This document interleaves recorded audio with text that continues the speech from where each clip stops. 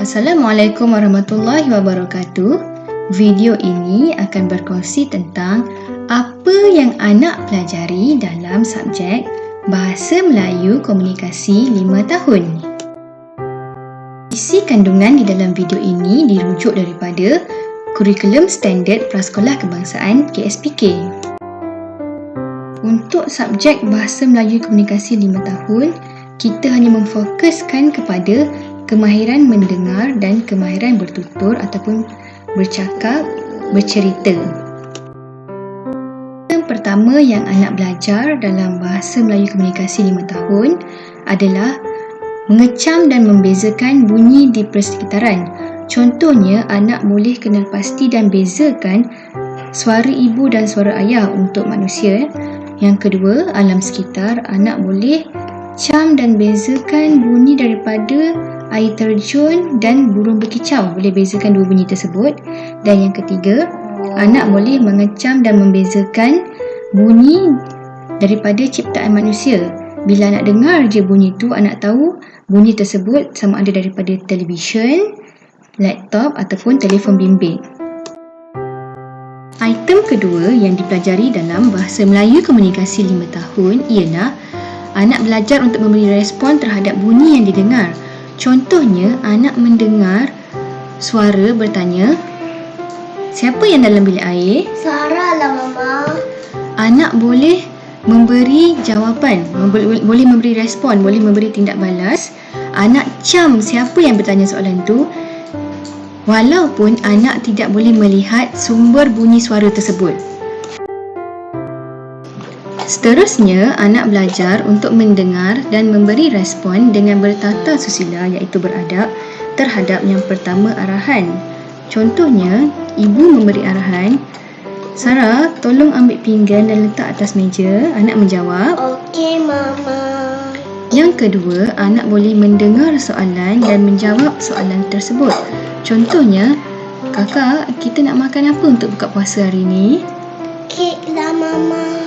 Dan yang ketiga, anak boleh mendengar cerita dan memberi respon, memberi tindak balas kepada cerita yang didengar. Contohnya, sebelum tidur, ibu bercerita tentang kisah Nabi Yunus dalam perut ikan Nun. Kemudian, anak memberi respon kepada cerita tersebut dan anak bertanya soalan, "Mama, berapa lama Nabi Yunus ada dekat dalam perut ikan Nun?" Item seterusnya yang anak belajar dalam Bahasa Melayu Komunikasi adalah boleh mendengar dan melafazkan puisi atau pantun nukerat atau sajak dengan intonasi yang betul. Anak tak perlu nak hafal pun pantun atau sajak tersebut, tapi anak boleh melafazkan dengan intonasi betul. Contohnya, pantun nukerat, "Dua tiga kucing berlari, putri memang datang kemari." Okey, contoh anak melafazkan sajak, "Aku anak Malaysia, merdeka." Apa lagi yang anak belajar dalam Bahasa Melayu Komunikasi? Anak belajar untuk mendengar, mengecam dan menyebut perkataan. Perkataan ni dia jadi daripada kumpulan suku kata, kemudian daripada perkataan akan jadi ayat. Okey, contohnya anak dengar perkataan tata susila dan anak boleh menyebut Tata susila. Kemudian anak boleh memberi respon terhadap perkataan yang didengar. "Mama, tata susila tu apa?" Dalam Bahasa Melayu Komunikasi juga, anak belajar untuk berinteraksi menggunakan ayat mudah mengikut situasi. Contohnya, "Sarah, kita tengah buat apa sekarang ni?" "Kita tengah record video, Mama. Video ni kita nak pergi siapa?" Okey, kemudian anak juga belajar untuk berinteraksi menggunakan ayat mudah untuk memberi arahan. Contohnya, "Mama, tolong garu belakang kakak." Dan yang kedua, untuk memberi pandangan. Contohnya, kakak rasa mama punya laptop warna merah ni cantik tak?" Warna merah, warna eja Ali, jadi so cantik lah." Okey.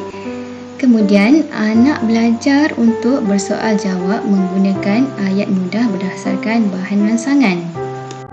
Contoh bahan rangsangan adalah buku cerita, kad bergambar, alat permainan ataupun bahan-bahan lain. Dan yang terakhir, anak boleh belajar menyampaikan idea secara kritis tentang sesuatu yang didengar, dilihat atau dialami. Contohnya, kakak macam mana mama nak ajar anak murid mama masa musim kita berkurung ni? Telefon ataupun video call. Video call tu kita nak buat macam mana? Nak belajar apa? Baca Iqra ke, baca Rizi ke, bacalah anakku ke. Terima kasih kerana menonton video ini. Anda boleh tengok video-video lain yang di dalam subscribe Ibu Ijam. Jangan lupa tekan loceng. Bye!